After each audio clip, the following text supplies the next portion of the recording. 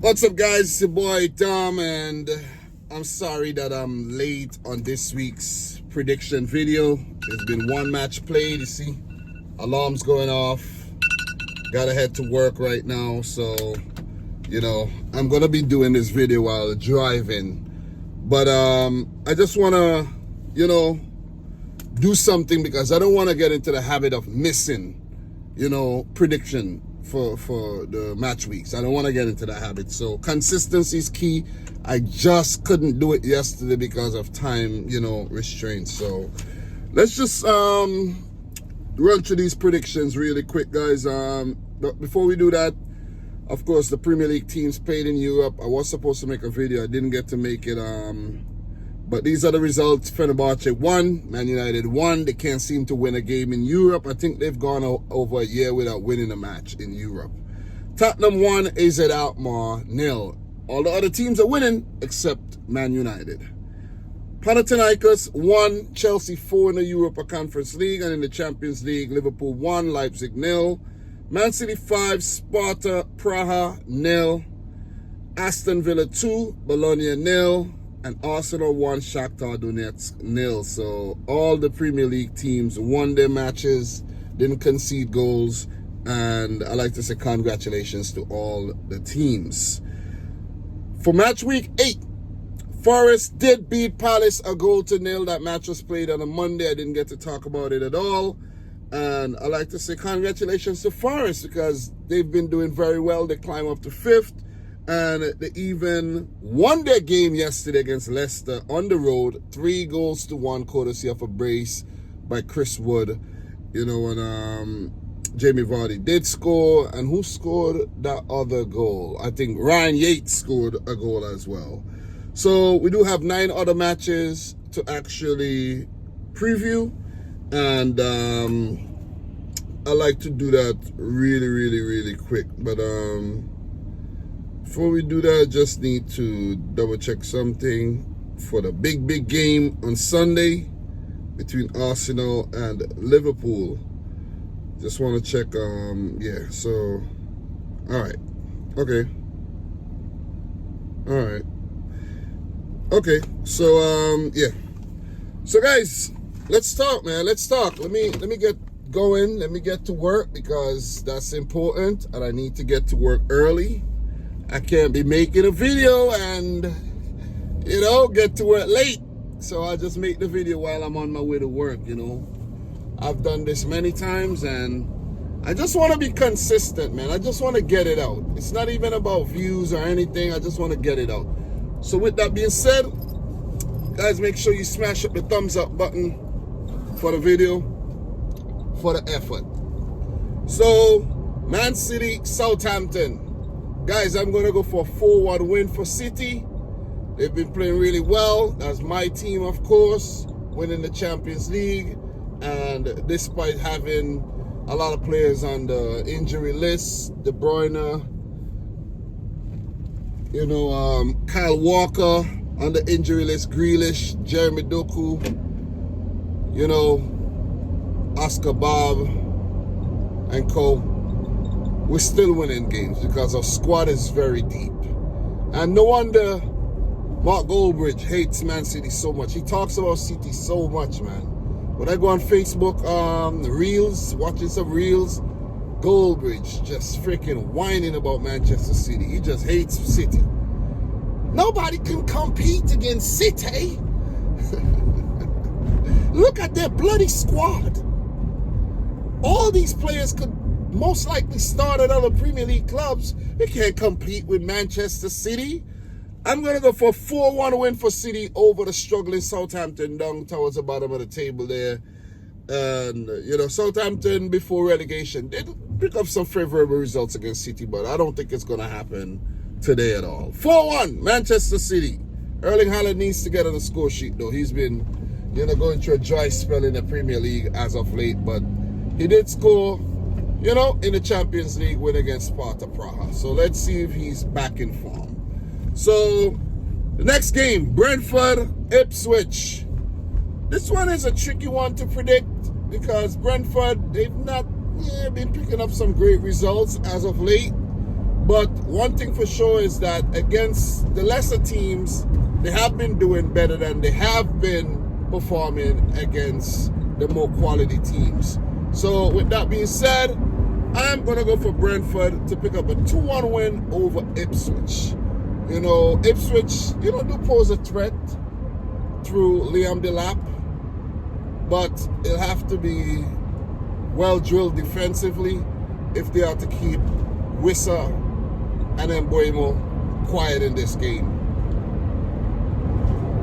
But I'm going to go for 2-1 Brentford. Brentford for the win. They need that. Brighton Wolves. Brighton has, they've had a better record against Wolves as of late. Wolves struggling under Gary O'Neill for sure. Without a doubt, they need a win, winless this season. And this could be the game that they pick up a win because Brighton could be very inconsistent. But this Brighton team as of late picking up wins against Spurs, Newcastle. It's really hard to predict them to lose to an out-of-form Wolves, a toothless Wolves, a wounded Wolves. I'm going to say 3-1 to Brighton. Even though they have some injury problems right about now, I think Adingra, Minte might be injured right now. And I think, didn't Welbeck pick up an injury? I think Welbeck had picked up an injury. Let's just double check that. James Milner's been injured for a while.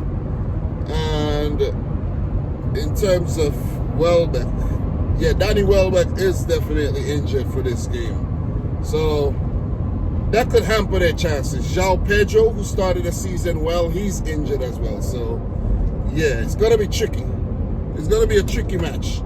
But with that being said, I'm still going to predict a win for Brighton. 3-1. Brighton. The Seagulls fly through any weather, guys. 3-1, Brighton. Aston Villa, Bournemouth. These have been two of the most progressive teams in the Premier League across the last few years. Two Spanish managers. Andoni Iraola for Bournemouth and Unai Emery for Aston Villa. Unai Emery, he's had Aston Villa playing like world beaters.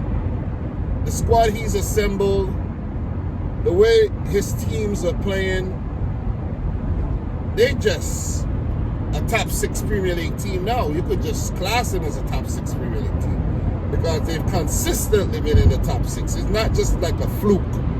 Like back in, a few years ago when teams like Southampton, West Ham were up there inconsistently, Leicester.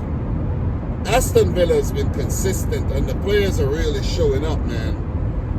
For Bournemouth, they've been playing some quality football as well. So this is going to be a very good one. I think this is going to be a tighter than usual game for Aston Villa. But guys, they're going to be at home in red hot form. I'm going to go for Villa to trump Bournemouth here. 2-1. I know Bournemouth are coming off of a big win against Arsenal. You can't take them lightly. They could go out there and, do wondrous things. But I'm going to go for a Villa win. 2-1 Villa. Guys, also share your predictions down below. We definitely appreciate it. Gotta run through these. Everton, Fulham. Everton's been in really, really good form. They're home. They picked up some quality results as of late. Not so much Fulham. They've been, so-so. Very topsy-turvy. Win, draw, loss, sporadic points.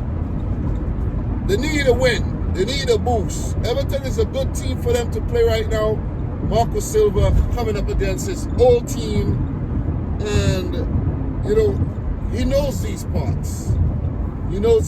So, but could he use it, for his advantage? Guys, I think Fulham's going to pick up a point here. I'm going to go for a draw. Point shared. Everton's in good form. I think a point would be satisfactory for them. And for Fulham, yeah, I'll say the same. And not going to be too long-winded here, but this one's a hard one to gauge. Two teams, you know, playing good football as of now. I'm gonna say a 1-1 draw. It might even be a 0-0 draw. But I don't like predicting 0-0 draws. That's very bold. I'm gonna say a 1-1 draw, guys. So 1-1. Let's keep it moving. Crystal Palace. Oh man, Oliver Glasner and his boys are in dire need of points. They come up against Tottenham here in a London derby. Ange Postecoglou should be a happy man right now because his team's picking up points across the last few games, you know, and this one is definitely a favorable match for them. Favorable match. Crystal Palace needs some inspiration. Who are they going to get their inspiration from? Eberechi Eze? Is it going to be Jean-Philippe Mateta? Is it going to be Eddie Nketiah, who hasn't really done anything since his transfer? All right, guys, as I was saying before I ran out of storage there, I think Crystal Palace needs some inspiration, and they've been missing Michael Olise, who went to Bayern Munich. So him and Eze combined, you know, they were doing really, really well. And they're just suffering in all departments right about now. And for Spurs, I think they're clicking. They're very inconsistent, very Spursy, as we like to say. But it's hard to see them losing here against an out of form, out of shape Crystal Palace. I'm going to keep it short and sweet and say Tottenham win this one 3-1. Chelsea, Newcastle. Well, Newcastle, they're a very tricky team to really analyze right now because off the field issues, they're missing Alexander Isak, who was injured, and now I think he was back in the last game, out of form, you know, so they're like a bit, you know, all over the place right now. Chelsea, they're coming off of a loss to Liverpool. You know, it seems like when they play the more quality oppositions, they seem to struggle.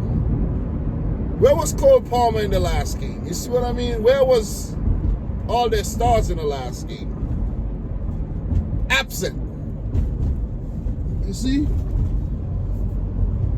Chelsea, you know, coming off of a big win in the Conference League. They need to follow that up. But the thing is, in the Conference League, they rotated. So, I don't know. I really don't know. For this one, I'm going to go for a 0-0 draw. Chelsea, more likely to win. But I'm going to go for a 0-0 draw here, guys. Keep it short and sweet. West Ham, Manchester United. Well, for United, I don't know, man. I don't know. They did pick up a win in their last game, and I think they were quite fortunate to do so. West Ham, they need a win. Lost their last game. Terribly. Big loss. They need a win. The Man United would want to pick up a win here for consistency, to string together a few quality performances.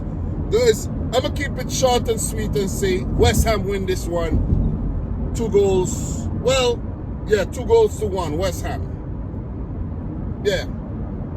I'm not going to explain further. 2-1, West Ham. And last but not least, Arsenal versus Liverpool. Guys, I'm not going to be long-winded here, but 1 win apiece last season. I think Liverpool won at home, Arsenal won at home. And Liverpool are meeting Arsenal at the right time. Saka's injured. Gabriel suspended. Martin Odegaard injured. You know, Arsenal are just in a spot. Not Gabriel suspended. That was Saliba. Pardon me, Saliba. I don't know what I'm talking about. Saliba suspended from the last game, dragging back the player. getting a red card, 1 match ban, I think. And Liverpool are actually meeting Arsenal at the right time. I think Diego Jota will miss this game. And that's about it for Arsenal, Liverpool in terms of players missing out, like main players missing out, I think. Guys, we know where this one's going. I don't think Arsenal got enough firepower to beat Liverpool at this point in time. I really don't think so. I really don't think so. I think it's going to be a good game. It's going to be a good game. Arsenal will score, but they do still have Havertz, Trossard, Declan Rice. I think Calafiori is currently injured as well. Damn, did I bring my thing? Need to double check. Calafiori is injured. So, yeah, almost forgot the damn thing. Yeah, Calafiori is injured. So, Timber is injured. Damn, Arsenal are really short going into this game. And if they are to pick up anything, a point, 3 points, man, they're going to have to play their asses off. They're going to have to play out their skin. And they're going to have to pull off something remarkable tomorrow against Liverpool, because I don't see it, man. The way Arne Slot has his team playing, very disciplined. They've been very good defensively. And Arsenal, they've been very indisciplined. So I don't see it. I don't see them winning 2-1 to Liverpool. 2-1 to Liverpool. Arsenal are pretty much, as of now, not even title contenders, in my opinion. You could stop talking about Arsenal winning the title. I think we should stop talking about it, because it ain't looking good. It ain't looking good, man. Too inconsistent right now. But guys, that's all I have for now. Thanks for watching. I'm your boy Dom. Subscribe if you're new. And until next time, peace out. Rich Squad. We talk.